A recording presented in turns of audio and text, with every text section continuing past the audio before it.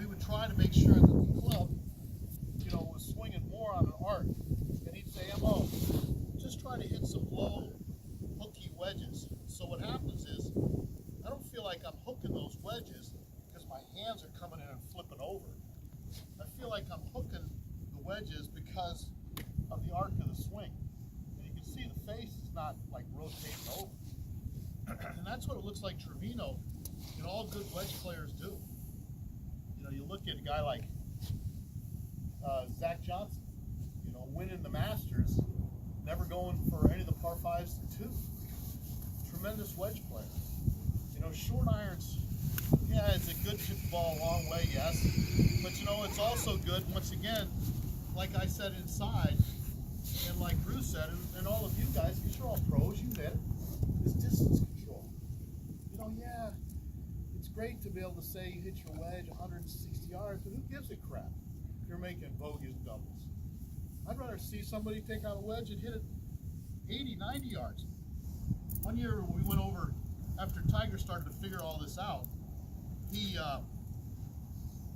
were playing a little exhibition on the par 3 course there in Dubai, and it was real windy, and it was kind of an alternate shot game.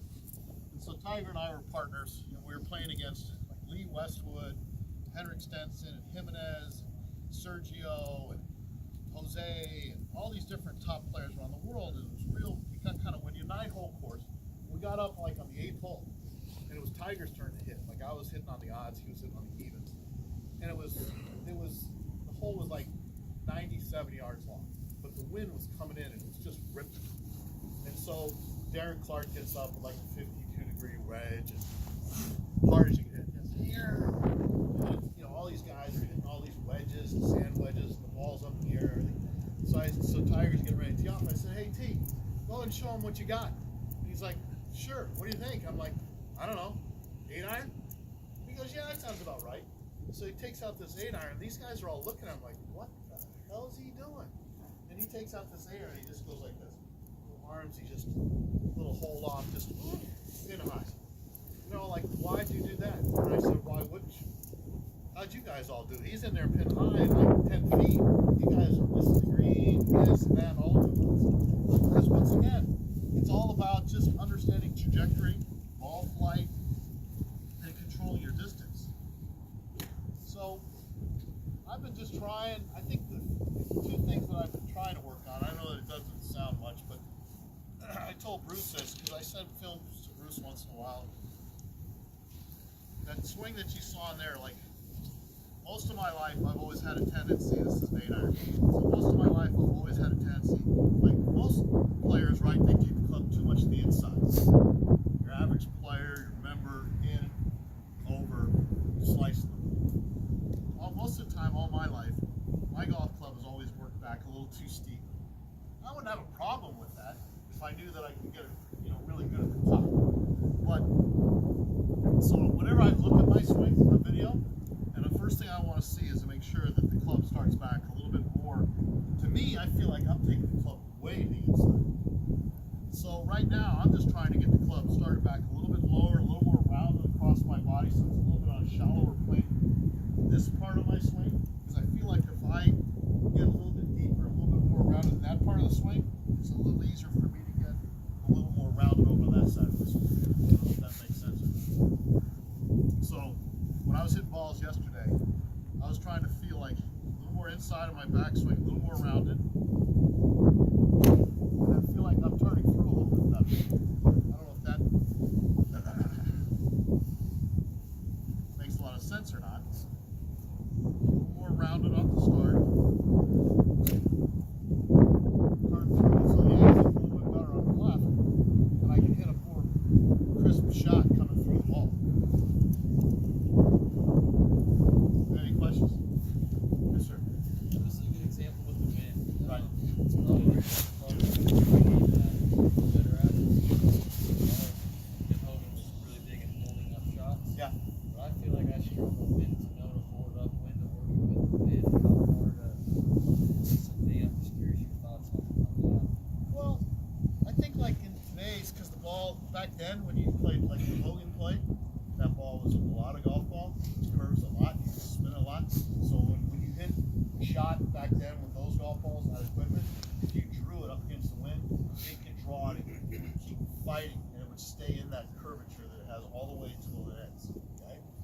today's golf ball, it'll start off curving, but once it reaches its pinnacle and starts to drop, it stops its continual motion and falls pretty straight.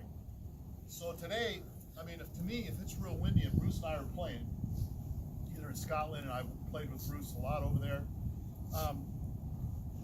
you know, to me, it's just, I feel like ball position, choking down the club, and just feeling a straight ball, basically trying to flight a straight ball, you're not going to really curve it one way that much when the wind's really blowing hard. I mean, it's because you kind of just basically your first idea is, hey, I want to just keep it low to the ground. So if I can just keep it low to the ground by ball position, by rotation, getting on top of the ball, then you can just go ahead. You're never going to get in much trouble hitting a shot like that when the wind's ripping it. So if you're a tournament, you're going at the yellow flag, say you had a bunker left to the green as well. Yeah. Would you aim it slightly left? I would. That low? I would. I wouldn't aim way right trying to hook it up against the wind. I'd aim probably just a little bit left. Let's say there was a bunker, you know, on the left part of that tree there where the right one is. I'd aim just a little bit right of the left bunker and just try to hit a straight ball.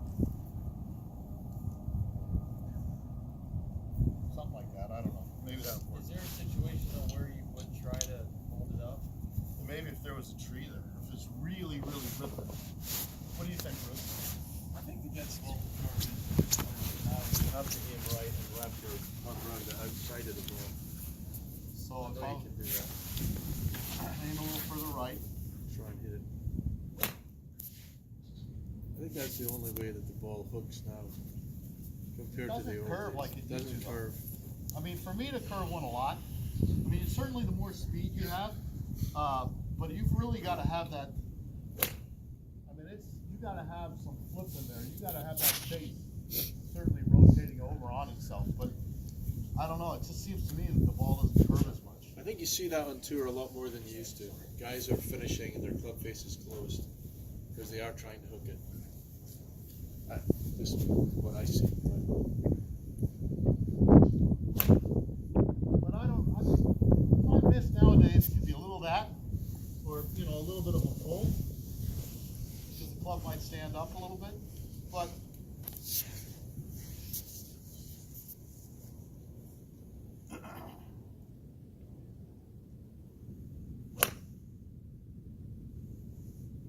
ideally, like Bruce said, all the years that we've worked together, you know, my eye sees I'd like to hit a little draw. So I don't want to set up too close, but I mean, in a perfect world, I remember telling Bruce this story. One day I was at the Hogan factory and I was getting a set of irons made, and Mr. Hogan and I were walking to the back to go see Gene Sheely, who built all the irons for all of us. Charlie would know who he is. Anyway, so Gene Sheely used to build all the irons for the guys. And we were walking down the hallway, and I said, Mr. Hogan, can I ask you a question? He goes, sure. I said, sir, if you had a 6-iron right now in your hand, and I gave you a golf ball, and you threw it down the ground right here, and I said, if you took out that 6-iron, and forget about a golf course or a pin placement or whatever, and I said, you took the 6-iron out, and you made a perfect swing for you, if you looked up, what would the ball be doing? And he goes, that's a good question. He goes, there's no question what it would be doing. I said, what would it be doing? He goes, a perfectly struck golf ball should be a slight little draw. And I said, interesting. He goes, yeah. He says, listen, the ball's to the side of you. You got to swing on an arc. It should be a slight little draw. He goes, you know, I went from a guy who was an uncontrollable hooker to a controllable drawer that can fade it at any time. So, like, you know, if you swing on an arc, you got this circle, right, that the club swings on an arc. Like, the way I would look at it, if the club is kind of swinging on this arc, like if I wanted to draw one, you know, I may set up, aim a little bit more right, but I'm going to try to make a swing to where I feel like I can get coming from the inside, and my arc of my swing is a little bit like that, and if I'm trying to cut it, I'm still going to come from the inside, but my arc of my swing is going to be a little bit more off to the left. But it's not going to be from a vertical position. It's still going to be on an arc, don't you think, Bruce? I do. I think some of the best faders in the world actually pushed it. Yeah. By pushing it. Trevino? Trevino. Yeah. Kind of a block fade. But it's almost like there's two different ways. Like you can be steep on it, across it, holding the face open. So that's kind of a slice or a up-spinny fade. Or you can be a guy who can cover the ball, still coming from the inside and arcing off to the left, and hit kind of a release fade, a more powerful fade, right? Ready? Yeah, so anyways, just try to feel a little bit more rotation, a little more inside.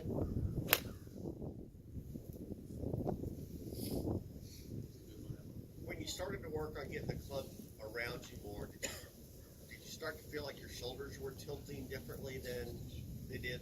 I think a little bit, like when I watch over the years, I've learned something by times I've spent with Bruce and everything. Like when I start back, for some reason, most of my life, like I have a little bit of stand up, right? My posture changes a little bit. And I've noticed, and Bruce probably points this out, but if I feel like I can just stay in my posture and let my shoulders start back with my hands and my arms, instead of my first move being just a little bit of almost like Hogan used to kind of lag it like this, but then he whipped it behind him really well. Where me, it's kind of like, it's almost like there's not enough wrist cock. I don't know what it is, but I have to feel like Bruce's swing, who hits the ball really well, like he takes the club back low and inside. I call him the dew sweeper, right? Or the chimney sweeper. But he freaking hits it so good all the time, right?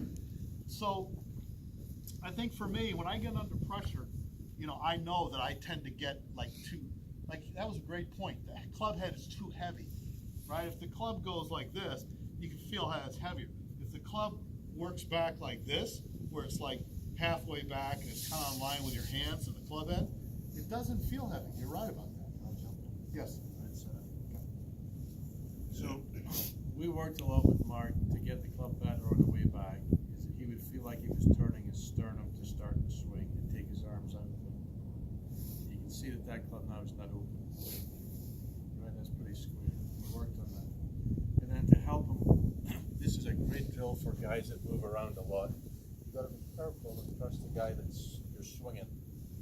But we hit countless balls where I would just keep them right here.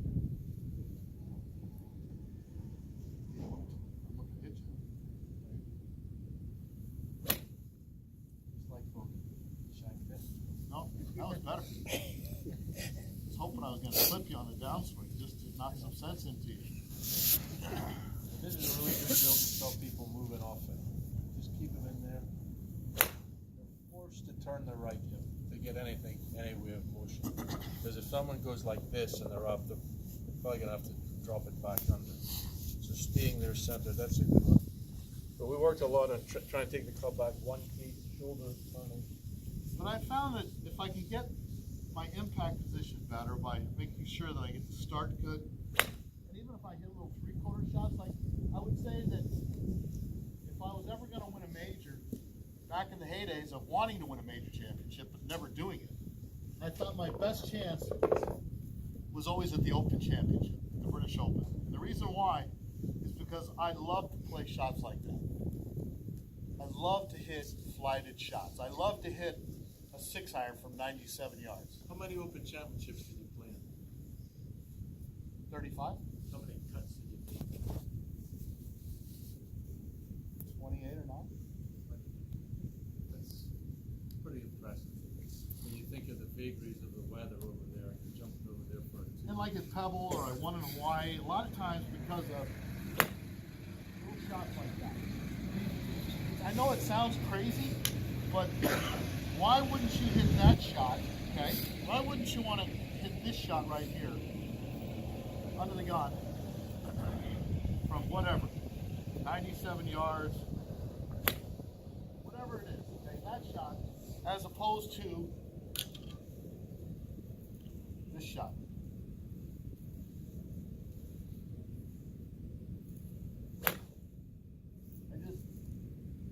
That shot right there is going to get in way more trouble.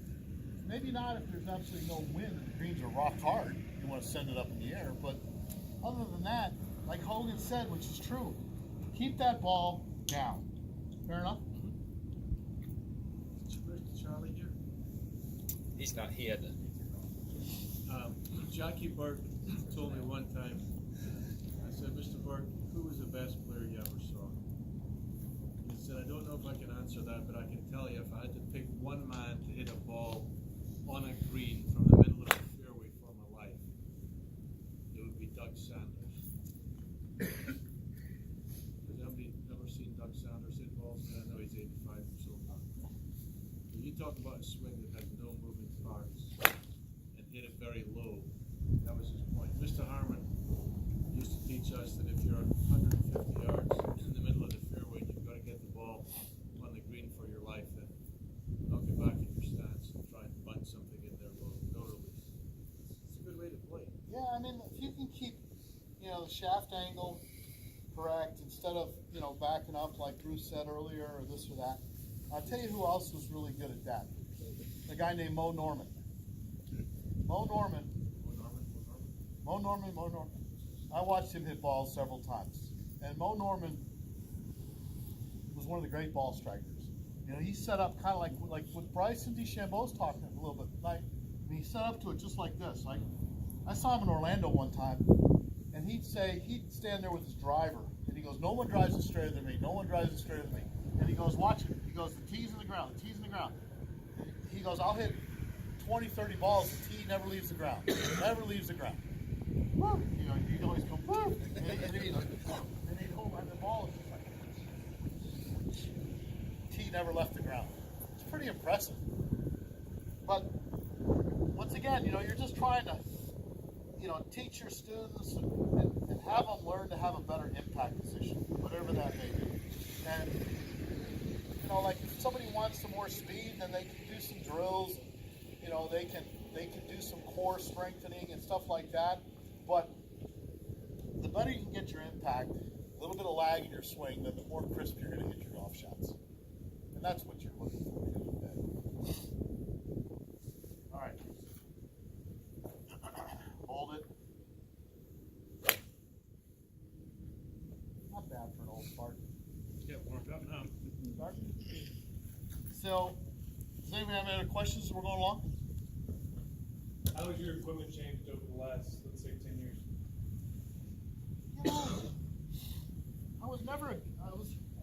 I'm always a big believer that, I think Bruce made a good point there.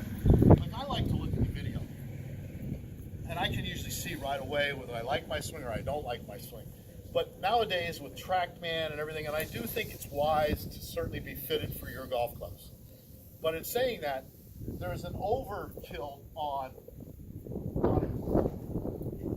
there's overkill on too much knowledge. Does that make sense? Like, look, we said it earlier inside there. As much as we want it to be, there's nothing perfect about this game.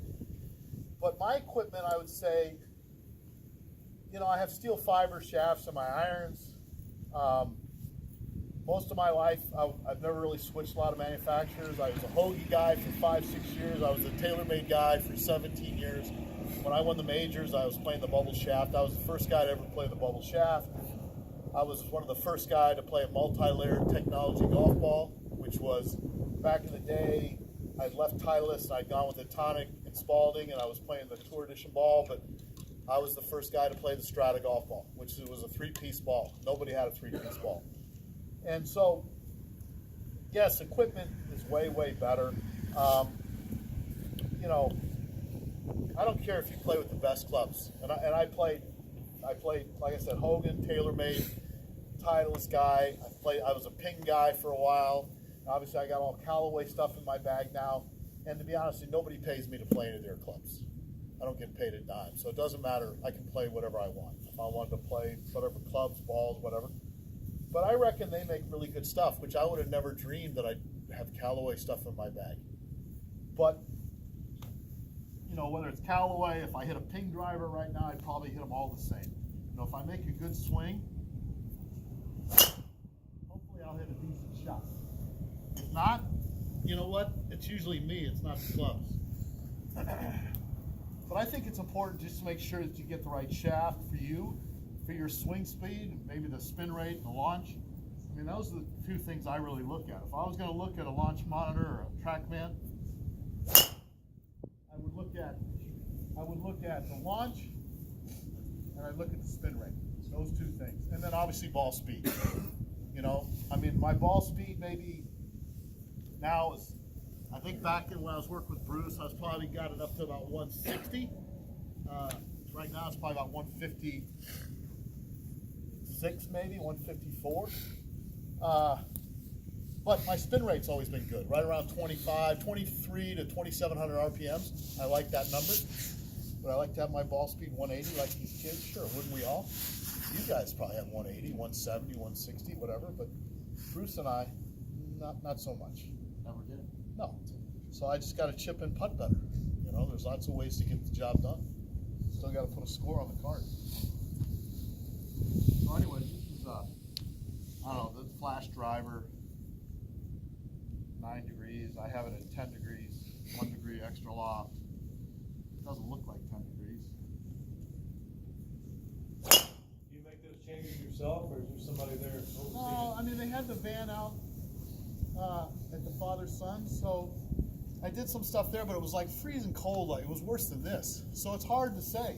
And then one year, Bruce, tell them the story. One year we were playing the British Open over at Troon, and I have all ping stuff in my bag. I'm playing ping irons, I was playing a Titleist driver. And we played practice rounds, and the guys were all there from ping, and the guys were great. They came over on the range, and Bruce is like, you need to try their new driver. I'm like, yeah, sure, no problem. So I gave them my Titleist driver that I was using, and they took it over, and they kind of measured it, got the right shafts. And you want to tell them the story? They brought the driver over. This is on Wednesday.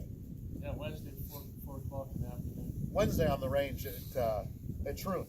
Teed off. Made the putt. So the next day, so we start hitting the ping driver, and I'm hitting it great. So I said to my caddy, I'm like, he goes, well, what are we doing tomorrow? Tomorrow's the first round of the tournament. I'm like, yeah, we're going to play with the ping driver. He goes, are you nuts? You've never been on the golf course before. I said, so what? I said, do you think it's the driver that's going to make the difference out there, or is it me? And he goes, I know, and we got out there, and it was windy and crappy conditions, and I drove it. You know, there's some difficult holes there, Troon, like the one along the railroad station that you can't see the railroad tracks, you can't see the fairway with all the, is that about 13, no, 10, 11, 12, 11, isn't it?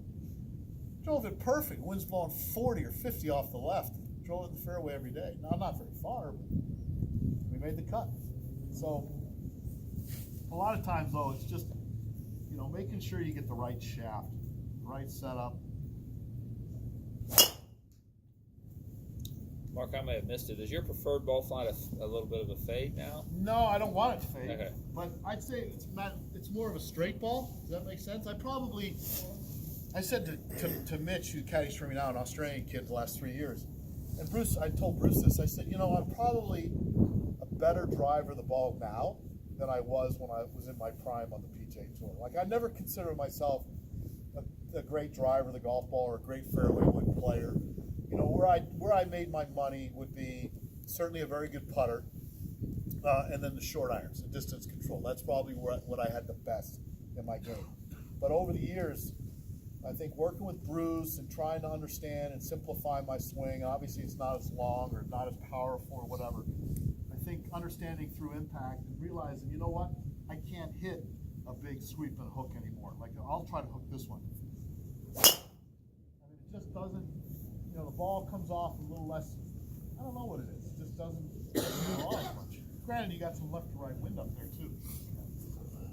I mean, to hit a, Don't you think so? The only way you could hook a ball into this wind now is to aim right at the outside of the ball.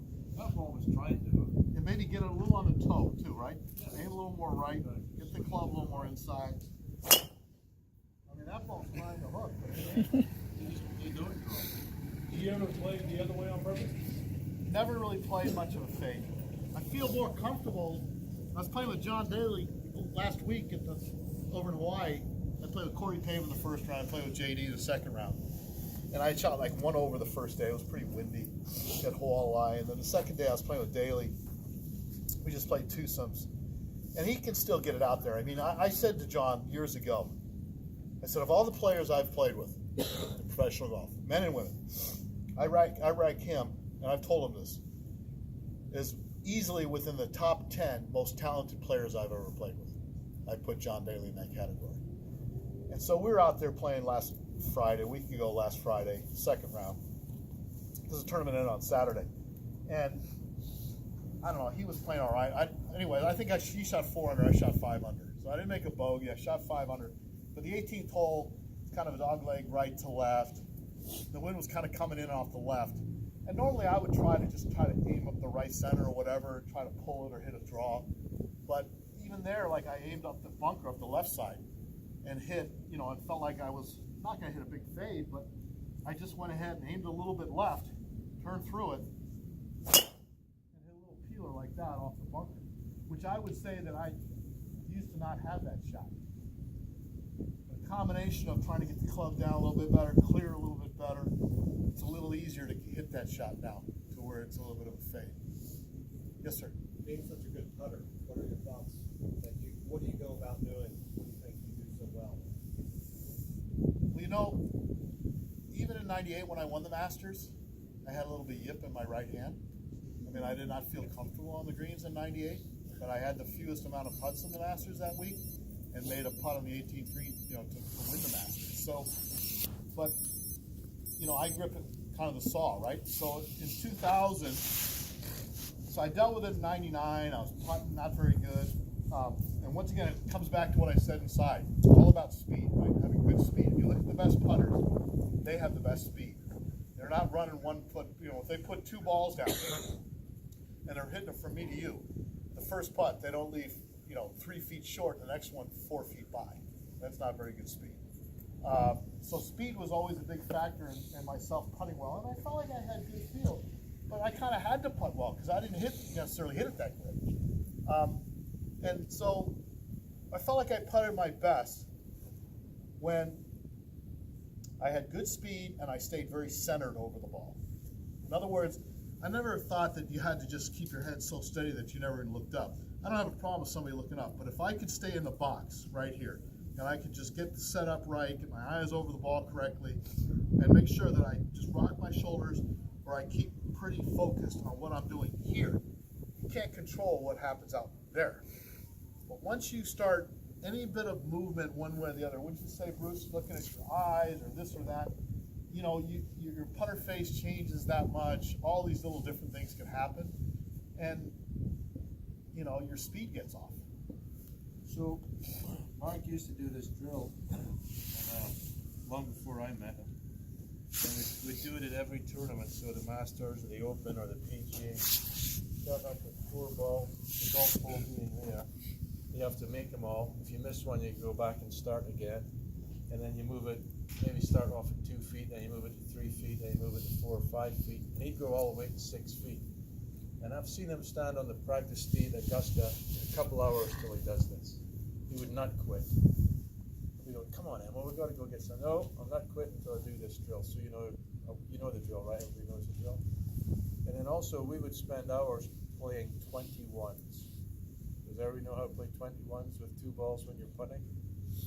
If you don't, I'll tell you later, but it's used to play that with Tiger all the time, Yeah. right? And it's a great game for speed because you have 2 balls and the points are awarded closest to the hole. I'll be honest with you, I used to kick his ass all the time on the putting green against the National. He wouldn't whip out the money there just because he didn't want to let anybody see that was going on. And I wouldn't say that I'm a big gambler. He's probably a lot bigger gambler. All those guys gamble. I'm not a gambler. But I just had his number on the greens. I really did. I mean, I couldn't play at his level, but yet, you know, I was fortunate in '98 later that year to beat him in the World Match Play over in London at Wentworth. And it was funny, like some of these players of today's, even my era, I mean, I was asking Vijay Singh about 4 years ago. He was at the father-son tournament, and he was just getting ready to turn 50. And I said, hey, you know, you're going to come out and play on the Champions Tour. He goes, really, Emma? I'm like, no, really, are you going to come out? He goes, why would I come out there and play with you old guys? He goes, I kicked your ass all the time on the regular tour. I'm like, Vijay, wait a minute, whoa, yeah, you won, you know, 30 tournaments or whatever. It's not like I didn't win 16. I mean, it's not like I was a total slasher. Oh, by the way, I said, Vijay, don't you remember in '98 at the World Match Play at Wentworth, that 36-hole match? who was that guy that beat you 11 and 10? I'm not sure. Oh yeah, that was me. I said, I don't want to hear your BS. You're not beating any of those guys on the regular tour. You need to come out and play with us. You know, now he is, but I mean, there comes a point in time. But it does come down. I don't care how good or how far you hit the golf ball. If you're not a good putter, you ain't gonna make it up as a professional golfer playing somewhere in the world. You've got to putt well, and a lot of that is what Bruce just said. Some people have a player like Ben Crenshaw, right? The guy was a great putter when he was 5 years old. He was a great putter when he was 20 years old. He was a great putter when he was 40, and he's a great putter now. He's got it, whatever that is. He's got touch. He's got the feel. And then there's putters, you know, players that were really good putters. I'll tell you one of the most amazing guys that I've watched and played over the years. And I'll tell you who it is. You'll know who he is. Anyways, Tom Watson. One of the all-time great players who he was an aggressive putter. You know, he had no problem. He made so many clutch putts, really good putts, and he didn't have a problem running it this far by because he'd make them coming back. And then over the years, he got the yips, okay? And I played with him in the Senior Open Championship at Muirfield one year, and we were in the final group. He went on to win. I lost him by a shot. But I watched coming home, and it was the most amazing thing you've ever seen. I mean, he was yipping it so bad, and he was making them just because he's so tough mentally. Like, I couldn't believe it what I was seeing. I'm like, how's he doing this? But he would will it. He'd mentally will himself, and he's so stubborn because he's old school. Like, he wouldn't go and change his grip. He wouldn't go like cross-handed or claw or saw or pencil or whatever. He still holds it like this. But you know what? I watch him now. He doesn't yip it to it. The guy still putts amazing. It's incredible. And at his age, I mean, he's not a spring chicken. And this guy, you know, he just finished 10th last week over in Hawaii. Unbelievable how good he plays. So I just think that the more drills you do, the more you learn to get your speed correct on the greens. If your speed is good, you know, like when we're playing in Pro-Ams and somebody says, hey, Mo, you take a look at my putt for me? And I look at it and I'm thinking, okay, not that I can read greens good or bad. I think, you know, to me, it looks like a cup outside the left. But the first thing I need to ask the person is, you know, what speed are you going to hit it? I can't feel the speed you're going to hit it, because if you hit a certain speed, it might be a ball outside the left. If you hit it probably the correct speed, it's a cup outside the left. And it's just like what's going on with all these new rule changes. You know, you can putt with the pin in, putt with the pin out. You know, drop it from, you know, knee high. I mean, I don't, you know, the USGA, you know, I listen to Hank on his radio show and he rips on the USGA all the time. But I got to be honest, some of the rules changes, it's just like, I don't know, is it going to speed up play golf? Is it not going to speed up play golf? Look, the fastest players I think are in Europe. When I played the European Tour and I traveled more around the world than anybody, most young American players of my era, I mean, I always felt like when we played in Europe, we played a lot faster than we played in America. The worst is this country. They play so slow, it's ridiculous, nobody does anything about it. There are a bunch of wussies on this whole deal. I sat on the policy board of the PGA Tour 96, 97, 98. I told the commissioner back then, I said, look, we've got to do something about slow play. And he goes, well, you know, we got these systems. I said, no. You just need to start whacking guys. And they said, well, it might not be fair. I said, you know what, life's not fair. I mean, if you know and you drive in a certain area of town and people are getting pulled over all the time, I promise you, you will not speed in that area. Because if you speed in that area, you're going to get a ticket. You don't want to get a ticket, you don't speed. It's the same thing in golf. If you're the best players in the world, you need to set an example. And now we watch college tournaments, you know, the NCAA is on TV, you got the coach out there, you got the teammates out there, these guys can't make a decision. It's like, give me a break. Play golf.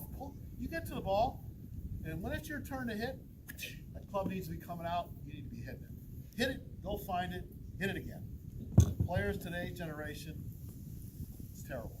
I hate to see it. I really do. Any other questions? Yes, sir. How do you mentally pace yourself? You're a fast player. You're playing with a group that's real slow. Yep. How do you mentally prepare yourself for that? One year we were playing at La Costa, and the Tournament of Champions. Before they went to Hawaii, the Tournament of Champions used to be in La Costa in San Diego. And after 3 rounds, this is the tournament Bruce was talking about. I was leading the tournament, or tied for the lead. I was in the final group with Nick Faldo, 2-seed. So we're on the first tee, and Glenn Tate, who was a tour official back then, he's not doing it anymore, but anyways, Glenn was on the first tee, you know, and I looked at Glenn, I said, hey Glenn, why don't you just go ahead and put us on the clock right now? Because we haven't even teed off yet. I said, well, don't worry, you're gonna be coming out there. And Nick heard me. And so we're in the last group, and here we are, we're on the 5th hole, and we go to the 6th tee, and there's the pin's already on the green on a par 4. Here comes Glenn Tate, riding down the fairway. Hey boys, gonna put you on the clock. I said, see, I told you. And look, it's frustrating. It's just part of the game, unfortunately. And you know, the players that are slow, you know who they are, but they know how to play around the rule, right? So they'll wait until they get on the clock, and then they kind of on the clock, and then they kind of, you know, can kind of get away from the clock. Then they leave, and then they go back, and then they come. You know, it's ridiculous. You know, and look, I love Bernard Langer. The guy's a phenomenal player. The guy's done on our tour kind of what Tiger did for 10 years on the regular tour. He plays at an immensely high level. But the problem with Bernard is it's not like he's slow. The reason why he's slow is because like he doesn't start his process until everybody, like if he's last to play, like to me, while the other 2 players are playing, I already know what my yardage is. I already know what club I'm going to hit. I already know what shot I'm going to try to play. I'm processing all that while they're still producing their shot. Where Bernard Langer doesn't start his process until everybody else is playing. You know, get the yardage book out, he'll walk from the back of the tee. You know, so it's not that he's actually slow once he gets over the ball, but it's all that time slot of processing that makes him slow. I freaking hate it, to be honest with you. It drives me nuts. It really does. You know, my philosophy is, you know, I would tell my members that if I was a pro at a club, I'm gonna, first of all, you know what, there's a couple things to play. First of all, you know what, if you can't play good, play fast, right? And then the other thing is, like I used to tell my stepson, or even told my son when he was playing the game, starting out, and they started getting all pissy out there on the golf course, and they kind of pissed off. I'd say to like Aiden, or my son Sean, I'm like, listen, you know what, you're not good enough to get pissed off. You haven't paid the price to get pissed off. You stand out there at nighttime on the putting green with no headphones on and no Walkman on or whatever, and you're out there putting by yourself, and I see that, I look at somebody that wants it. You want to get pissed, put the time in, have no problem getting pissed. But when you don't put the time or effort in, you know what, you don't deserve to get hot at yourself and get mad at the game of golf, because golf's too hard. Any other questions? Thank you, Mark. Thank you. Thank you. You know what? Like I said, always have said, I've been blessed to play a great game. I've been blessed to have a lot of great people in my life. I can consider Bruce Davidson one of those people. And, you know, if it wasn't for all of you that helped promote the game, teach the game, support the game, play the game at a high level, you know, I wouldn't have made my living playing the game. So thank you for what you all do for the game of golf, too. Appreciate it.